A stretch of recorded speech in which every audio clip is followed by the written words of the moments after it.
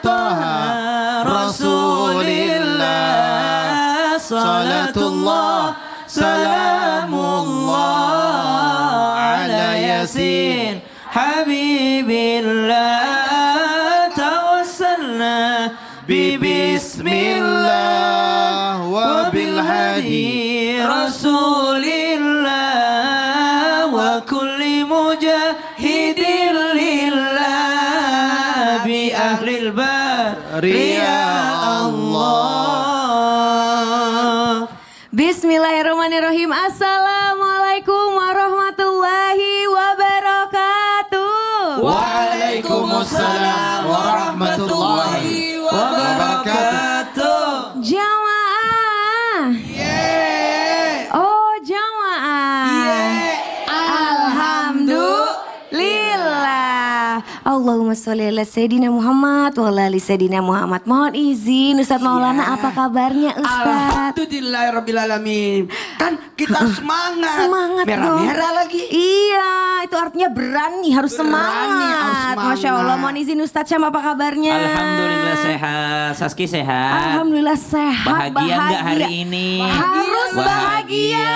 Itu Ustadz, ya Allah, mohon izin Habib, apa kabarnya Habib? Baik, alhamdulillahirabbil alamin. Alhamdulillahirabbil Kita tanya juga jemaah dari alamin. mana? Jamaah. Dari mana? Tepuk tangannya dulu dong untuk Ulang lagi. Pandeglang Banten. Dari mana? Tepuk tangannya dulu dong untuk Banten. Masya Allah. Jamaah sebelah kiri dari mana?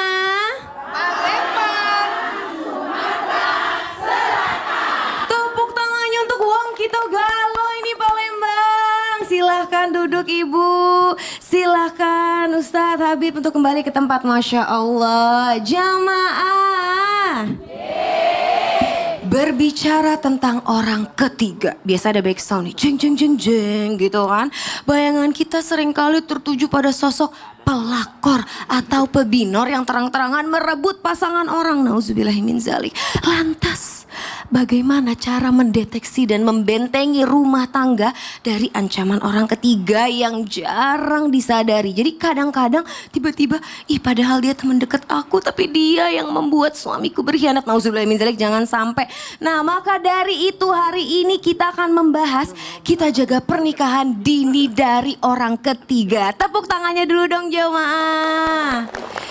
Tapi sebelum kita lanjut mendengarkan tausiah dari guru-guru kita, kan ada video yang mau kita tonton bersama nih tentang pergokin suami nikah lagi. Berikut tayangannya. Astagfirullah. Subhanallah, mudah-mudahan kita semua terlindungi dari sesuatu yang di luar syariat. Amin, amin ya robbal alamin. Sebagai pengingat juga ya Ustadz, mudah-mudahan kita terjaga deh. Masya Allah, ya Allah subhanallah.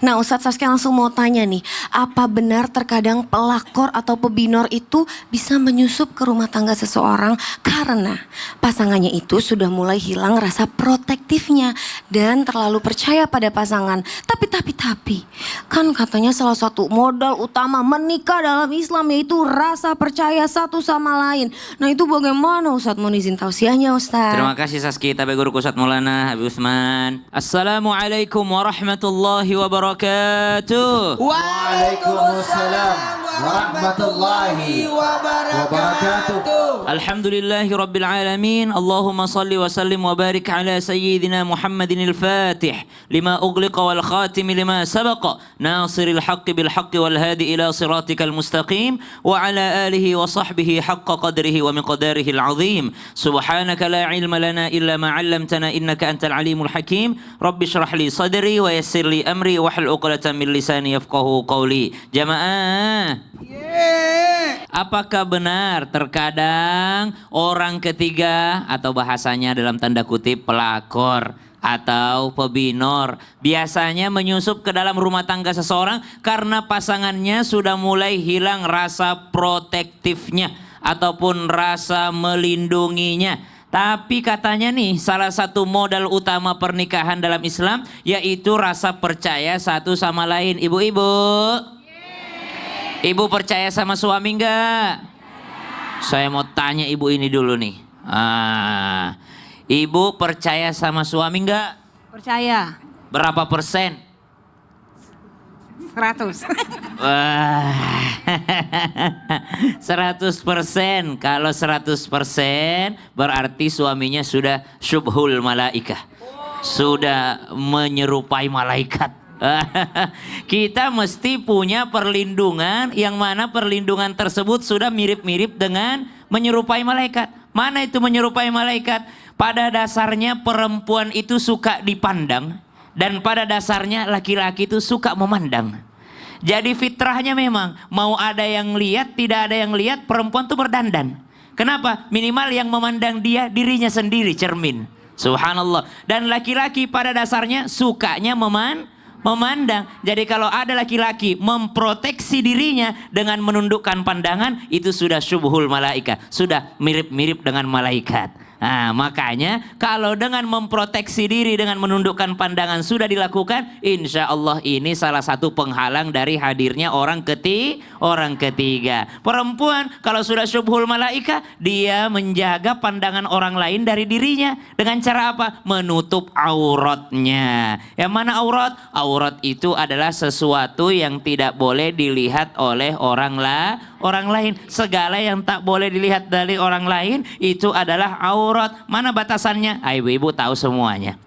Seluruh tubuhnya kecuali wajah dan tangannya. Tangan itu sampai di pergelangannya. Maka subhanallah, kalau dikatakan yang bisa melindungi pernikahan yang pertama adalah rasa percaya satu sama lainnya. Betul, karena pernikahan itu adalah amanah. Apa itu amanah? Orang merasa aman. Suamiku pergi kemana saja saya merasa aman. Kenapa? Karena saya percaya dia selalu menundukkan pandangan. Saya percaya dia selalu menjaga amanah dari Allah Subhanahu wa taala. Mitsaqan ghalidha. Dia bukan hanya berjanji kepada istrinya, dia bukan hanya berjanji kepada mertuanya, dia bukan hanya berjanji di hadapan penghulu, dia bukan hanya berjanji di hadapan para saksi, tapi dia berjanji di hadapan Allah Subhanahu wa taala tidak mau menodai sunnahnya Nabi sallallahu alaihi wasallam. Berarti ada rasa aman karena suaminya amanah. Begitu pula dengan suami kepada istrinya, dia merasa aman kepada istrinya. Kenapa? Saya sudah didik dia, saya sudah mengatakan saya tidak bisa melihatmu 24 jam, CCTV bisa error, atau saya yang tidak lihat CCTV-nya, tapi yang tidak bisa error adalah Allah yang maha melihat.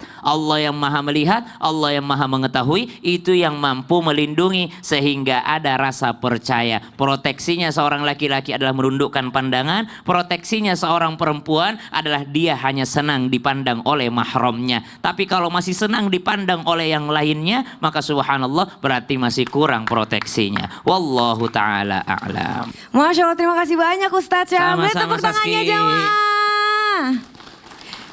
Jadi begitu ya, dicatat baik-baik ya Bu ya. Betul atau betul? Betul. Nah sekarang Saskia mau ingin bertanya dengan Habib. Izin Habib. Ya akhir. Jadi begini Bib, emangnya benar ya ada yang bilang kalau semakin kita berdoa untuk dijauhkan dari orang ketiga, malah nanti diberi ujian datangnya orang ketiga, nauzubillah min zalik. Atau bukan karena doa tapi malah karena prasangka kita yang bisa membuat kehadiran orang ketiga. Nah itu bagaimana Bib? Mohon izin tausiahnya Habib. Ya akhir. Ustadz Maulana, Ustadz Syam, Saski. Bismillahirrahmanirrahim. Assalamualaikum warahmatullahi wabarakatuh.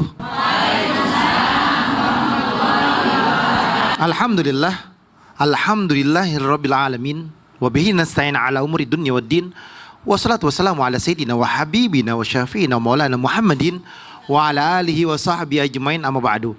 Segala puji bagi Allah Subhanahu wa taala yang alhamdulillah pada hari ini, pada pagi hari ini kita dapat berkumpul di depan televisi kita menyaksikan Islam itu indah. Semoga penonton di rumah dan penonton di studio mendapatkan ilmu yang bermanfaat dari guru-guru kita, bisa diamalkan dalam kehidupannya sehari-hari. Amin, amin. Ya Allahu ya Rabbal. Amin. Ketika ditanya, emang benar ada yang bilang kalau makin kita berdoa untuk dijauhkan dari orang ketiga, malah nanti diberi ujiannya datang nih sama orang ketiga? Enggak benar itu.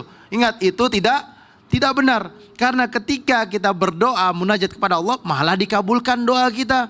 Malah kita menjadi manusia yang berharap pertolongan Allah. Karena apa? Karena doa adalah senjatanya mereka yang beriman, bertakwa kepada Allah. Ad-doa silahul mu'min. Doa adalah senjata orang yang beriman. Atau bukan karena doa kita, tetapi malah karena prasangka kita yang bisa membuat kehadiran orang ketiga. Ingat, Allah berprasangka sesuai prasangka hambanya. Innallaha inda zanni li'abdi, anna inda zanni abadi bi. Allah berprasangka sesuai prasangka hambanya. Ketika hamba berprasangka baik kepada Allah, maka Allah sesuai dengan prasangka kita. Kalau kita prasangka buruk kepada Allah, maka terjadinya bakalan buruk. Oleh karena itu, yakinkan, oh besok akan baik, besok akan sukses, besok akan berhasil, besok nggak ada pelakor, besok nggak ada pembinor, maka nggak akan ada pelakor, maka tidak akan ada pembinor. Ketika hamba yakin kepada Allah Subhanahu wa taala, ketika keyakinannya itu tinggi, afkarak akdarak, pikiranmu yang akan merubah takdir. Oleh karena itu berpikiranlah yang baik, jangan berpikiran yang buruk. Ketika kalian berpikiran buruk, hancur. Pikiran baik, maka akan menjadi sebuah kebaikan. Oleh karena itu, berdoa kepada Allah agar Allah jaga rumah tangga kita, perbaiki hubungan kita, jauh daripada segala fitnah. Kita berdoa. Bismillahirrahmanirrahim. Bismillahirrahmanirrahim. Allahumma alif baina qulubina wa aslih zata bainina wahfaz baitana minal fitani ma zahara minha wa ma batan. Ya Allah, ya Tuhan kami, satukanlah hati kami ya Allah dengan pasangan kami, suami kami dengan istri kami. Ya Allah, akan menjadi sebuah kesatuan yang baik yang Allah ridhai. Ya Allah, apabila ada satu kesalahan atau prasangka yang tidak baik, perbaikilah hubungan kami ya Allah. Di antara kami ini, Allah perbaiki dengan sebaik-baiknya. Dan ya Allah, apabila terjadi sebuah hal yang tidak baik, jagalah kami, jagalah rumah tangga kami, lindungilah rumah tangga kami ya Allah dari segala apapun fitnah dan tipu daya setan yang nampak ataupun yang tersembunyi, dari pelakor ataupun pembinor. Sehingga apa? Allah jaga, Allah lindungin, Allah jadikan kebaikan dalam rumah tangga tersebut menjadi sakinah, mawaddah, warahmah. Amin, amin ya rabbal. Masya Allah, terima kasih banyak Habib. Boleh tepuk tangannya jamaah. Jamaah. Jangan kemana-mana, setelah yang satu ini kita akan lanjut lagi dengan tema kita. Kita jaga pernikahan ini dari orang ketiga. Tetap di Islam itu indah. Jamaah-jamaah, alhamdulillah.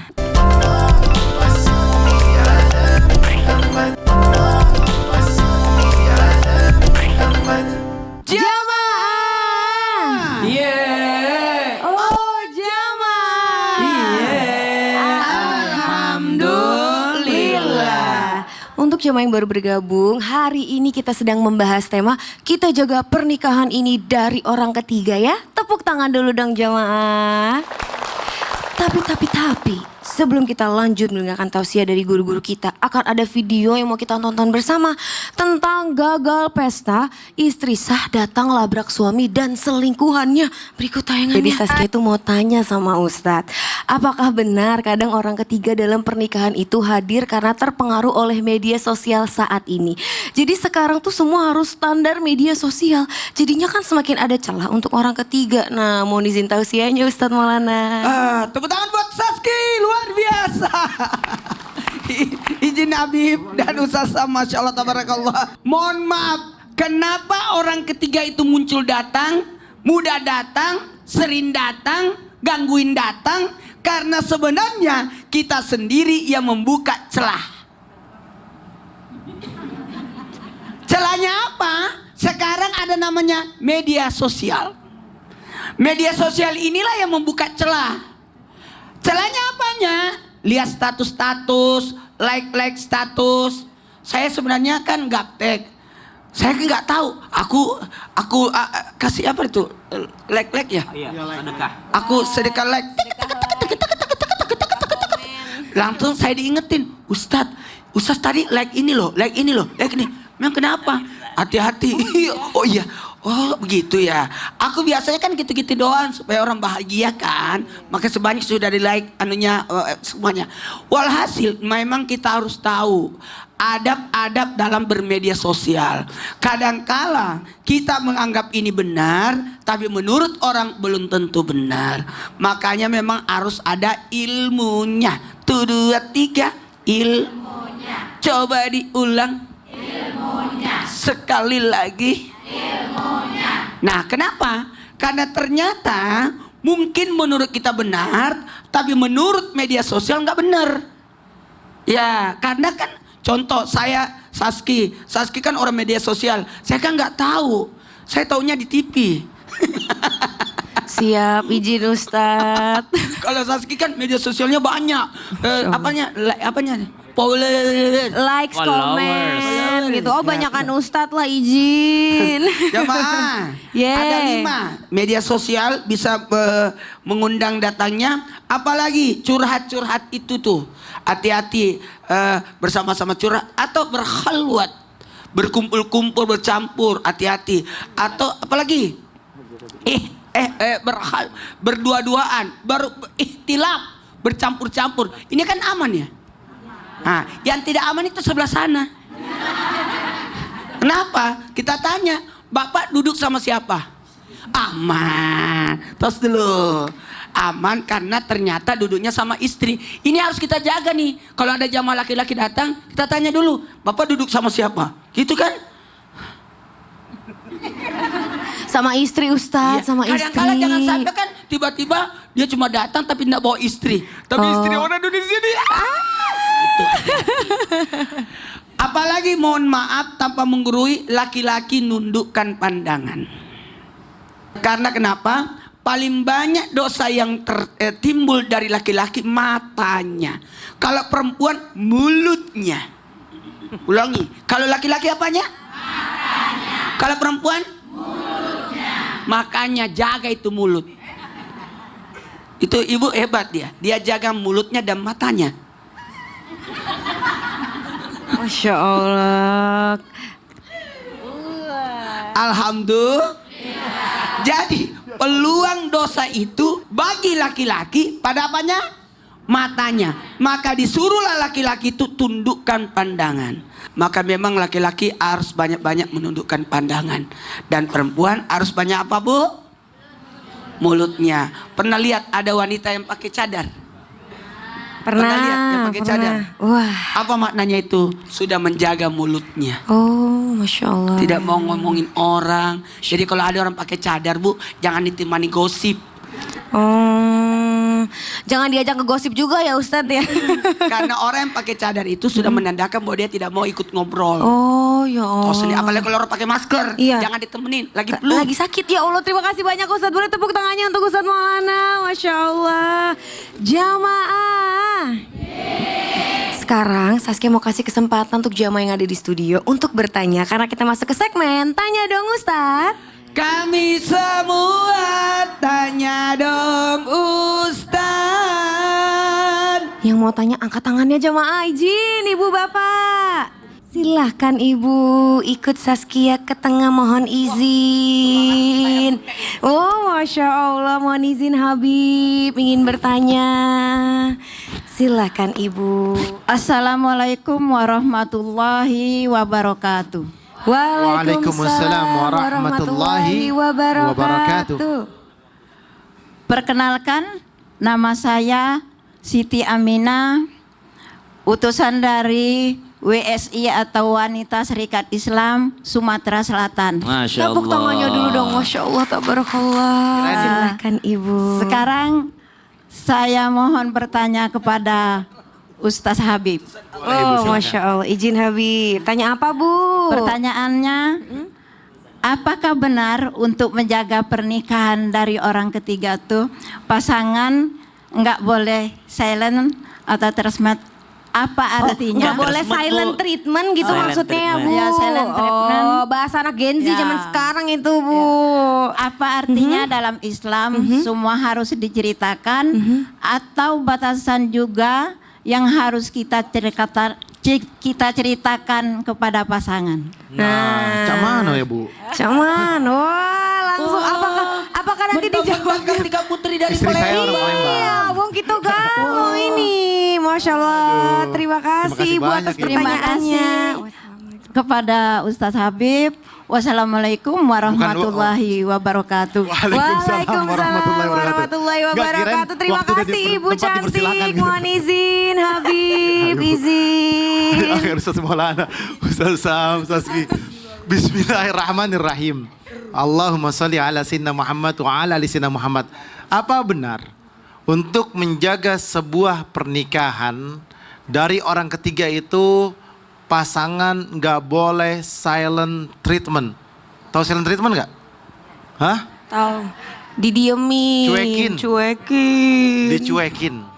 Nah, dalam Islam ditanya lagi, boleh gak kita mendiamkan? Boleh gak kita mendiamkan? Boleh. Boleh mendiamkan tapi sebentar. Gak boleh lama-lama. Itu gunanya untuk menenangkan diri, tarik nafas. Agar apa? Agar bisa akal dan pikiran kita bekerja. Dalam Islam disunahkan ketika dalam keadaan emosional, dia mau diam dulu, dia disunahkan yang namanya dia tadi dari berdiri untuk duduk. Kan emosional nih. Dari diri duduk. Dari duduk dia boleh berbaring kalau dia duduk. Kalau dia berbaring masih emosional juga, ambil wudhu. Sholat 2 rakaat. Diemin dulu, bilang minta waktu sebentar dulu, mau sholat dulu. Biar tenang, biar gak emosional. Takut misalkan emosional jadi panjang. Takut akhirnya apa? Menjadi sebuah keributan yang besar. Takutnya keluar kata-kata kalimat yang gak bagus. Apalagi perempuan nih. Perempuan itu mudah untuk membuat kalimat yang namanya saya mau cerai. Saya mau pisah. Udah ceraikan saya aja. Udah saya udah gak nyaman lagi sama kamu. Udah saya pokoknya pisah aja. Itu perempuan biasanya. Laki-laki ada gak yang kayak gitu? Kalau laki-laki ngomong kayak gitu, saya ceraikan kamu, jatuh talaknya. Itu gak bisa main-main. Laki-laki harus menahan dirinya. Jangan sampai mengeluarkan kalimat, saya ceraikan kamu. Saya sudah gak nyaman sama kamu. Pergi kamu dari tempat ini, jangan kembali lagi. Jatuh talaknya. Itu talak kias. Tapi kalimatnya adalah pergi ke sana, jangan kembali lagi. Kalau pergi kamu ke rumah orang tua kamu. Pergi doang tapi gak cerai itu. Nanti sore saya jemput. Nah itu beda. Jadi kalimatnya harus jelas dan tegas. Kembali lagi. Apa artinya dalam Islam semua harus diceritakan atau batasan juga yang harus kita ceritakan kepada pasangan? Maknanya adalah kalau misalkan kalian mempunyai masalah dengan pasangan kalian atau ada satu hal yang untuk diceritakan, boleh ceritakan. Agar apa? Agar mendapatkan ketenangan dari dua-duanya. Agar mendapatkan kepercayaan di antara keduanya. Ceritakan.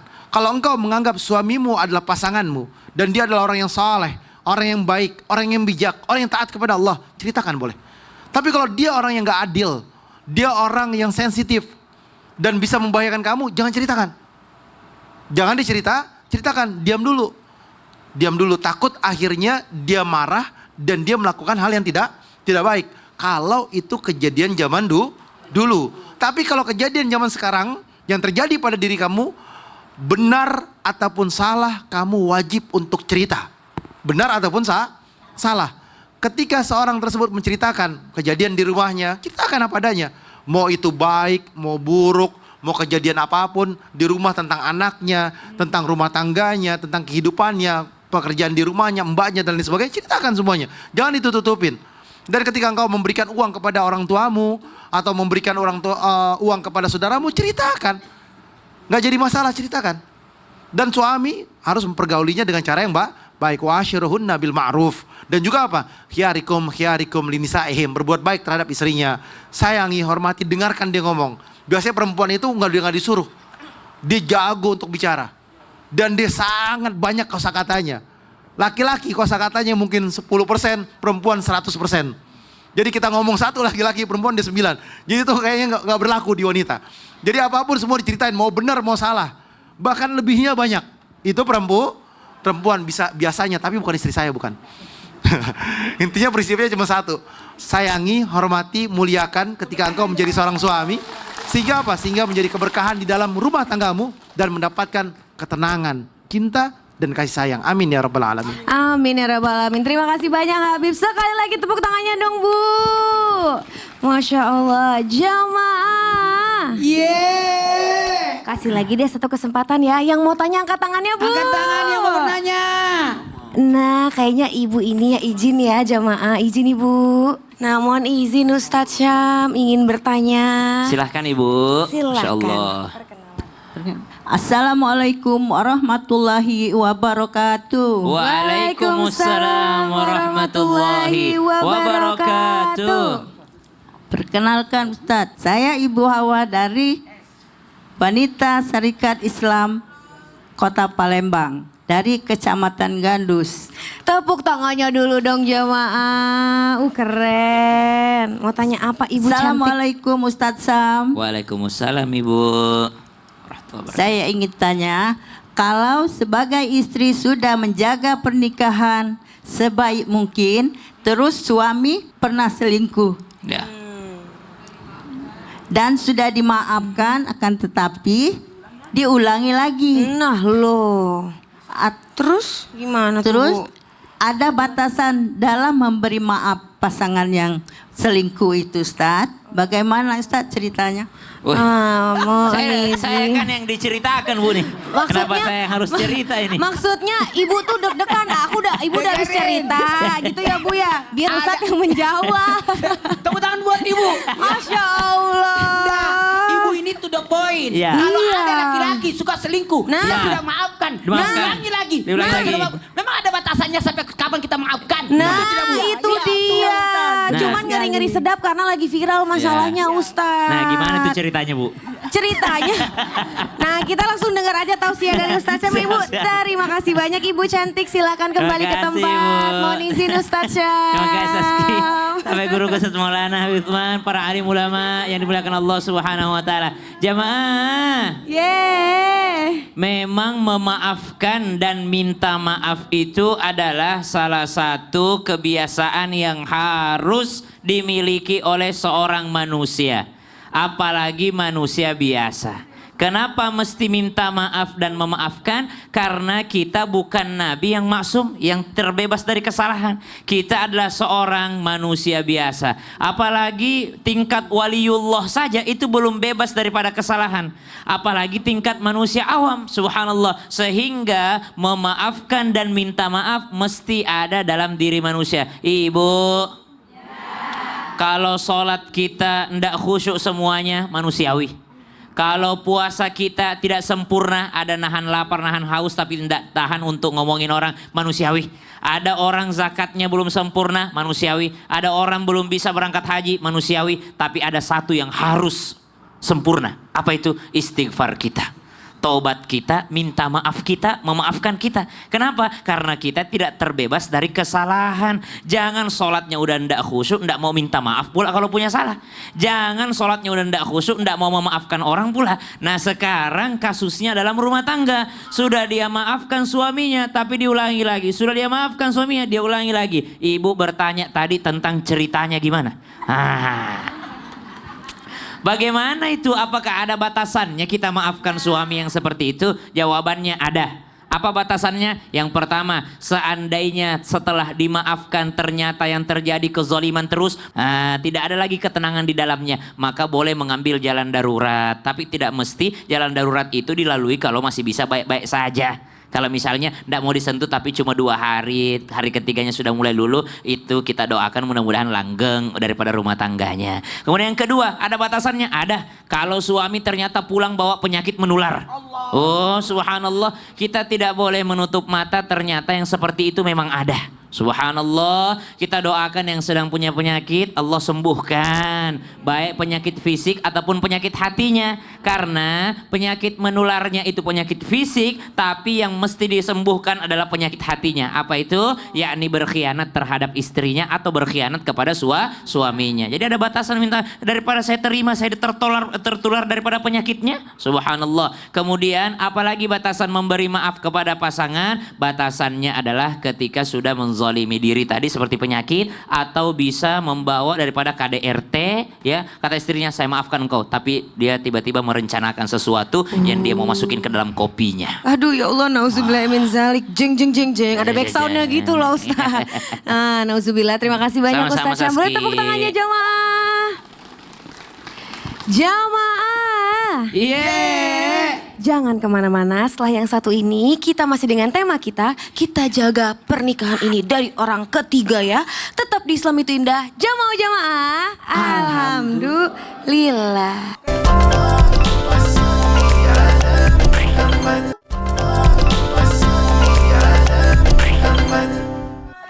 Jamaah.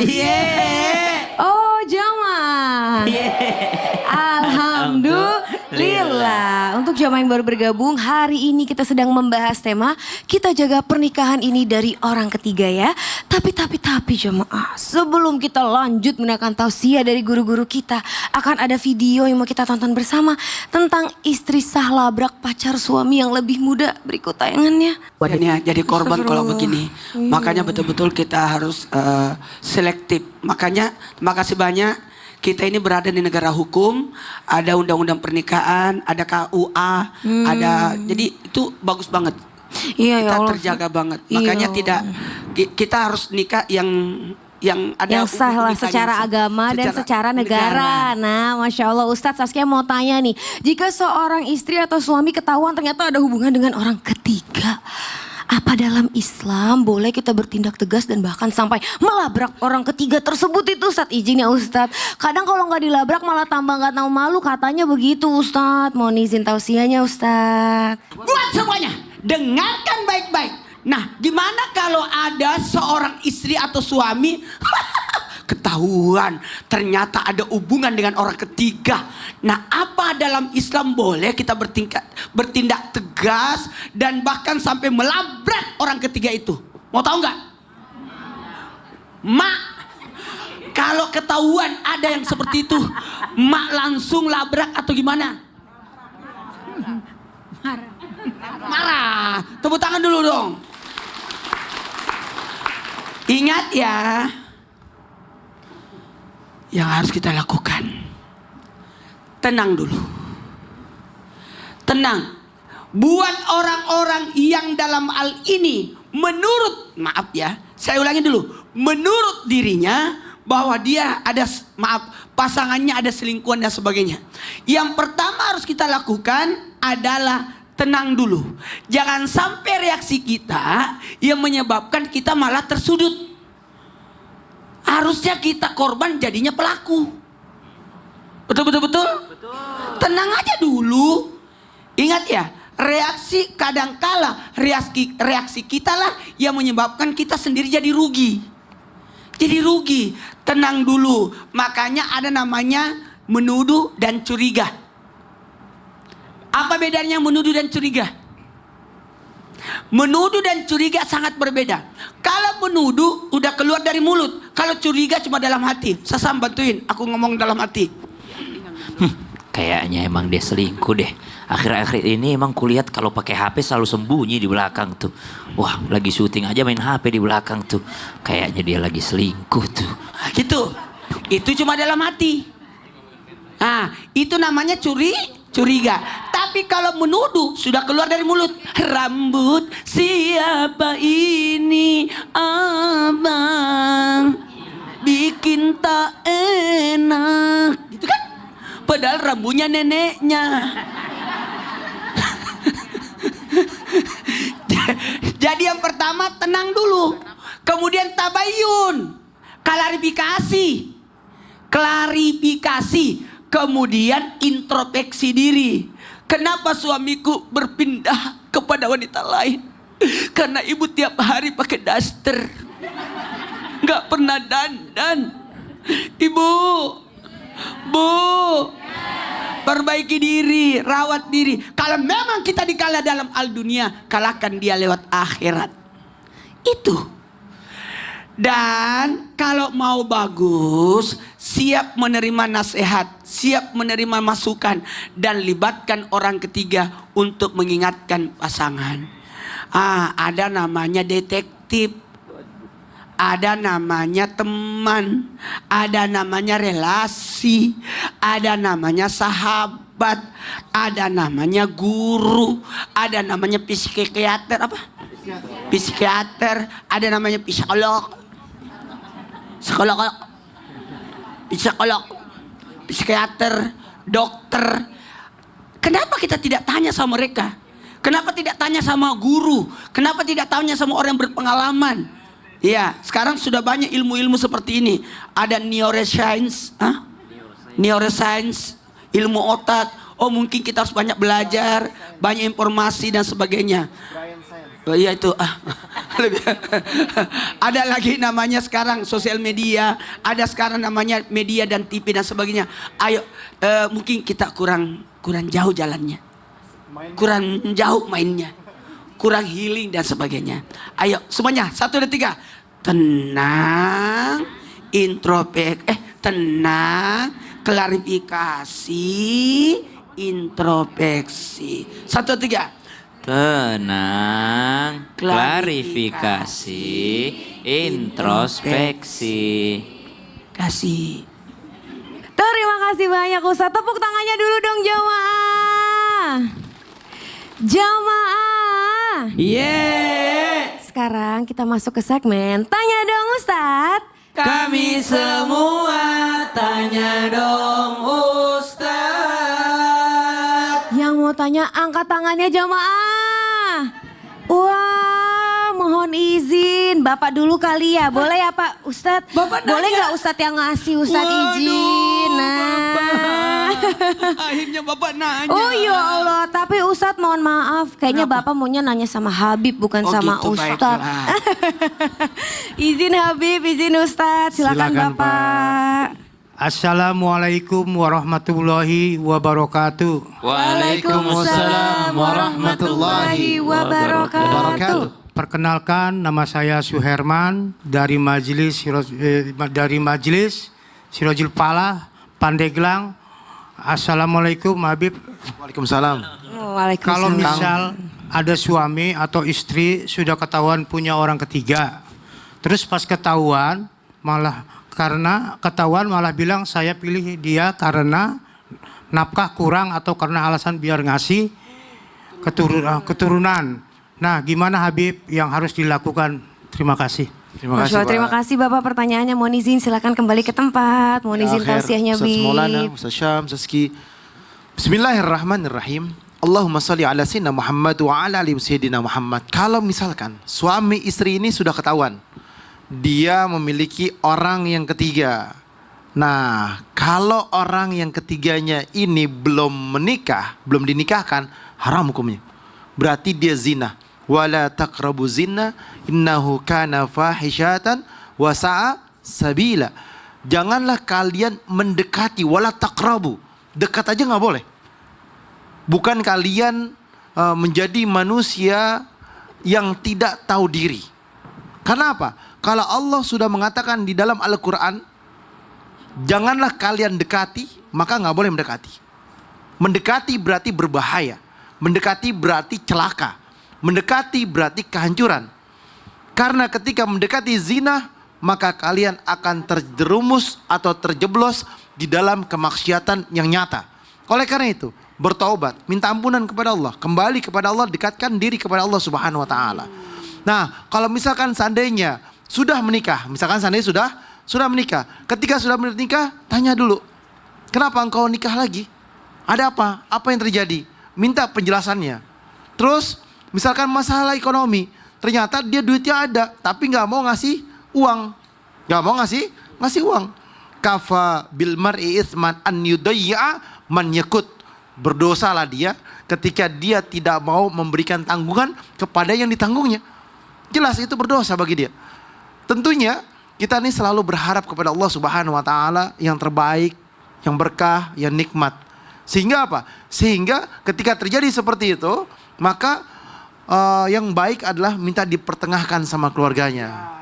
Dipertengahkan sama keluarganya dan ambil keputusan yang bijaksana dan yang baik. Jadi jangan mengambil keputusan ketika emosi. Udah ceraikan aja, udah pisah aja. Ngobrol dulu, bicarakan dulu. Sehingga apa? Sehingga menjadi jawaban yang terbaik, kumpulkan keluarga orang tuanya, kumpulkan keluarga kita, sehingga menjadi satu musyawarah yang untuk diambil mencapai untuk mufakat atau musyawarah yang di dalamnya untuk kebaikan dirinya dan keluarganya. Oleh karena itu, kembali lagi, ketika seorang tersebut dia hanya mengutamakan dirinya, egonya, ini yang nggak baik. Kalau misalkan seandainya, oh saya nggak punya anak, saya mau nikah lagi karena nggak dapat keturunan, coba dulu, ikhtiar dulu, berusaha dulu. Janji awal nikahnya apa? Perjanjian sebelum nikahnya bagaimana?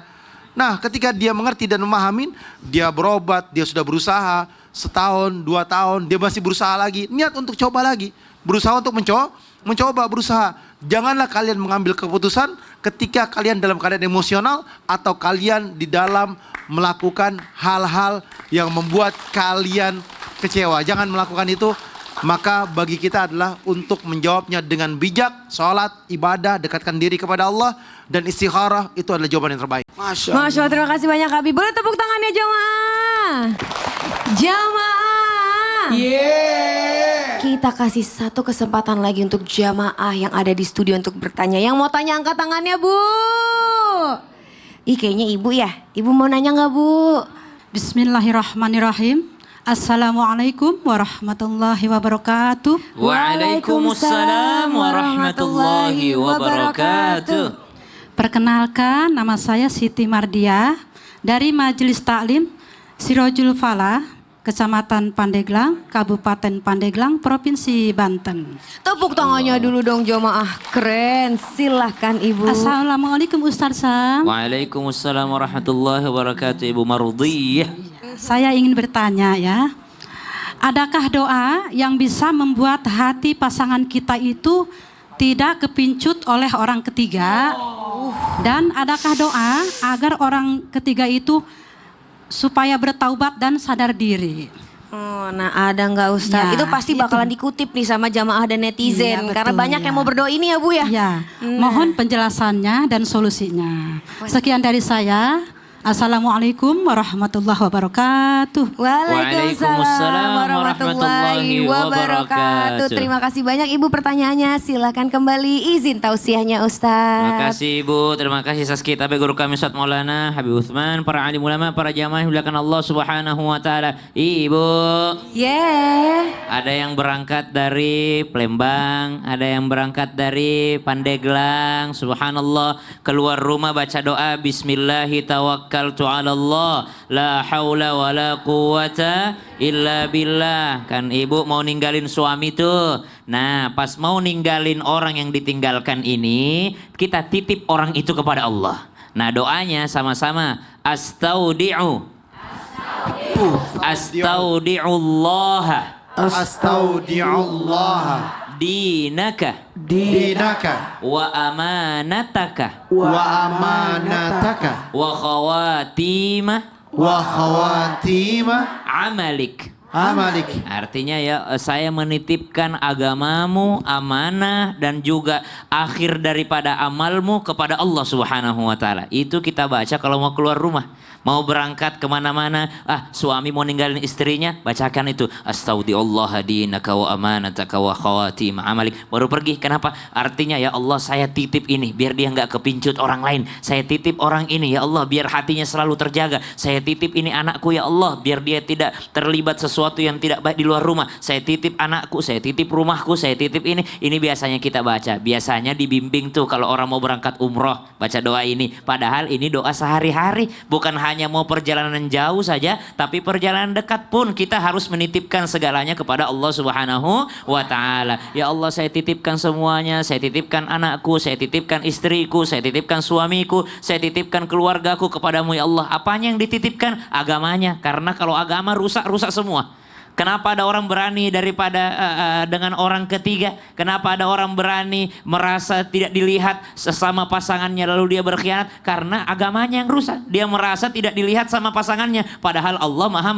melihat. Maka yang pertama dititipkan itu bukan perasaannya. Yang dititipkan pertama agamanya. Karena kalau dia takut sama Allah, insya Allah dia tidak akan berkhianat. Kalau ada takwa pada dirinya, insya Allah dia menjauhi apa yang dilarang sama Allah. Maka Nabi mengajarkan yang dititipkan pertama kali adalah agamanya. Astaudiullah dinak. Saya jaga ya Allah, saya titipkan agamanya anakku. Kenapa? Kalau agamanya kuat, insya Allah di luar rumah, apapun pekerjaannya, apapun sekolahnya, apapun jurusannya, meskipun bukan jurusan agama, kalau agamanya bagus, engkau jaga ya Allah agamanya, maka insya Allah bagus semuanya. Wa amanatak, ya Allah saya juga titipkan amanahnya. Amanah anak ini ada pada saya, tapi kali ini saya titipkan kepadamu ya Allah. Wa khawatima amalik, dan kita tidak pernah tahu bagaimana kelakuan kita di akhir nanti, apakah husnul khotimah ataukah su'ul khotimah, na'udzubillahi min dzalik. Maka kita titipkan semua pengakhiran itu, di end itu kepada Allah Subhanahu wa taala. Kita pernah lihat itu ada mobil lewat, stiker di belakangnya bagus tuh. Ya Allah, buatlah mobil orang-orang yang lain lebih bagus daripada mobilku supaya dia tidak iri sama mobilku. Ya Allah, ya Allah, buatlah tokonya ini sainganku lebih laku daripada tokoku sehingga dia tidak iri sama tokoku. Ya Allah, buatlah kebunnya si Anu lebih subur daripada kebunku sehingga dia tidak iri sama kebunku. Tapi ini ilmu tingkat tinggi. Kadangkala kita masih egois, tidak mau doakan kebaikan kepada orang lain. Padahal kalau kita mendoakan orang lain, doa itu tidak akan diberikan kepada orang lain sebelum Allah kasih kepada kita. Kita doakan keindahan kepada orang lain, kata malaikat di samping kita, walaka bimithli, atau di riwayat yang lain, walaka mithlu, bagimu juga, bagimu juga, bagimu juga. Jadi doakan orang ketiga itu semoga dapat yang lebih baik daripada punya kita, supaya dia tidak melirik lagi punya kita. Masya Allah, terima kasih banyak Ustaz. Sama-sama Saski. Rasanya kalau mau seperti itu hatinya harus lapang sekali ya Bu ya. Memang kita harus menerima dulu lalu berdoa kepada Allah karena Allah itu maha membolak-balikan hati. Masya Allah. Jamaah. Jangan kemana-mana, setelah yang satu ini kita tetap dengan tema kita jaga pernikahan ini dari orang ketiga ya. Tetap di Islam itu indah, jamaah. Alhamdulillah.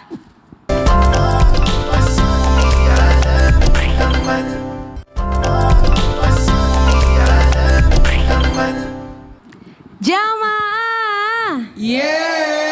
Oh jamaah. Alhamdulillah. Untuk jamaah yang baru bergabung, hari ini kita sedang membahas tema kita jaga pernikahan ini dari orang ketiga ya. Tepuk tangan dulu dong jamaah. Tapi Saskia ingin memberikan jamaah kesempatan untuk bertanya karena kita masuk ke segmen Tanya Dong Ustadz. Kami semua tanya dong Ustadz. Kali ini pertanyaannya dari jamaah di media sosial berikut. Assalamualaikum Ustadz, apa-apa yang harus dilakukan seorang istri saat mengetahui kenyataan bahwa rumah tangganya dihancurkan oleh orang ketiga? Dan orang ketiga itu adiknya sang istri sendiri alias ipar dari suami. Nah ini memang kemarin sempat viral, bahkan ada filmnya Ustadz. Iya. Ya Allah. Ipar adalah maut. Nah itu dia, itu bagaimana mohon izin tausiahnya Ustadz Maulana izin. Makasih banyak tim Islam itu indah yang mengangkat tema ini. Bukan berarti ada apa-apa, tapi kita mengangkat tema ini untuk bisa menjaga diri. Dan terima kasih supaya ilmu tentang ipar adalah maut memang harus disampaikan. Karena jangan sampai kita memandang enteng, kan iparku, boncengan lah, berduaan lah, ditemani lah. Tapi kan bukan mahram. Bukan mahram. Mohon maaf, rumah yang di Makassar udah dipakai oleh adik ipar saya bersama keluarganya. Saya tidak akan ke sana karena kan ada bukan mahram saya. Ya, kenapa? Karena menjaga. Kan saya duda.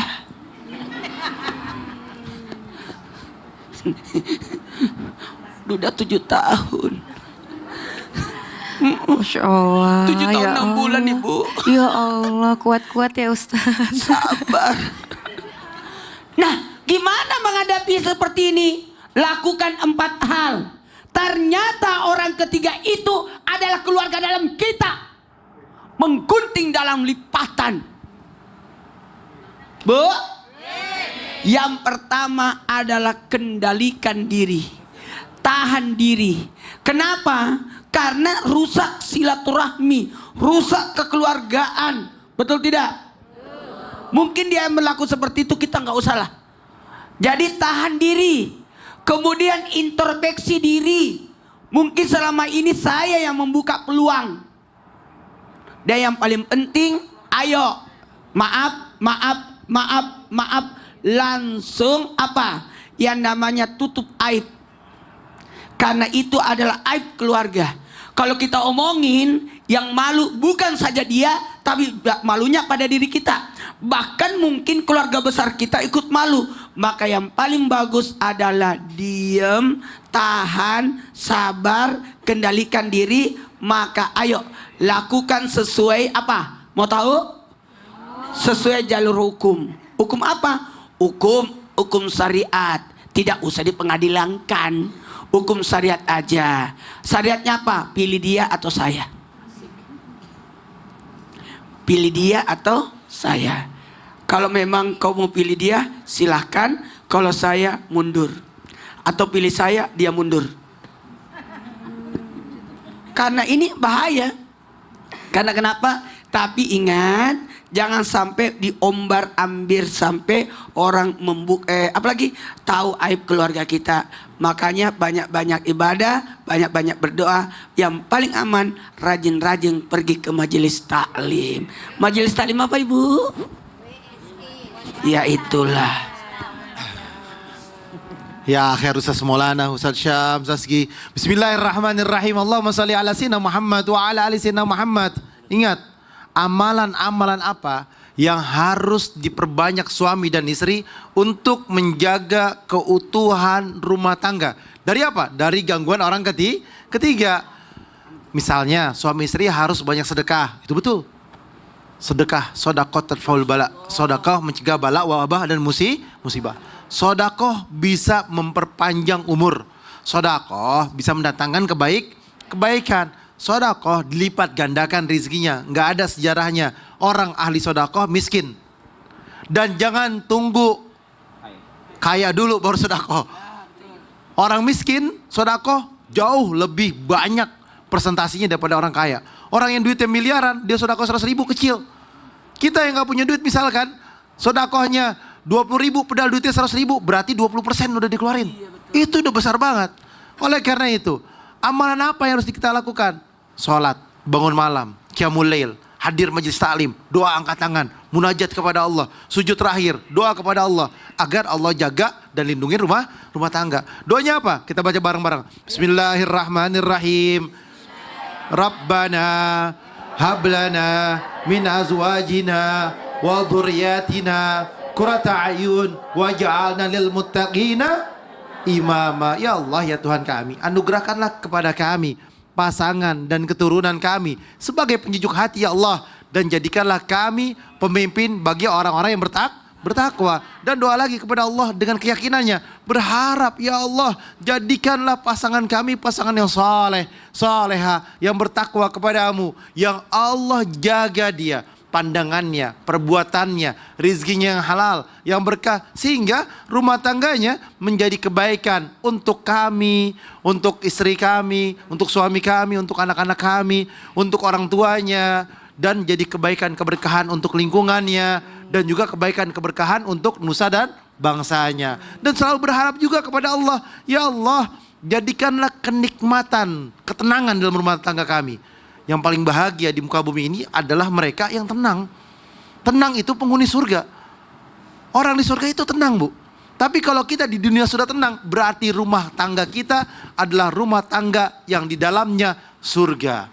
Baiti janati, rumahku surgaku. Oleh karena itu, siapa yang berharap rumah tangganya adalah surga, maka dia harus bertakwa kepada Allah dan berharap ketenangan dalam rumah tangganya. Itulah mereka yang dikatakan sakinah, mawaddah, warahmah. Masya Allah, terima kasih banyak Habib. Mohon izin Ustadz Syam untuk doanya. Alhamdulillahi Rabbil Alamin. Allahumma salli ala Sayyidina Muhammadin Nabiyil Ummi wa ala alihi wa sahbihi wa sallim.